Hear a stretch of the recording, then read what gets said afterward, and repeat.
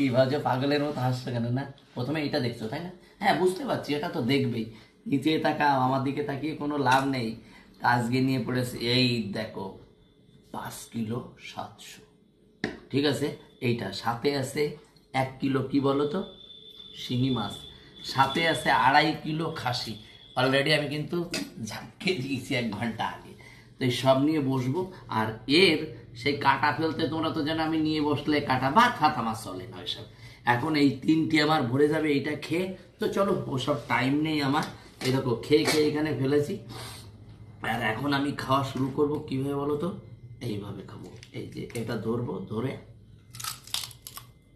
আহা কি মজা!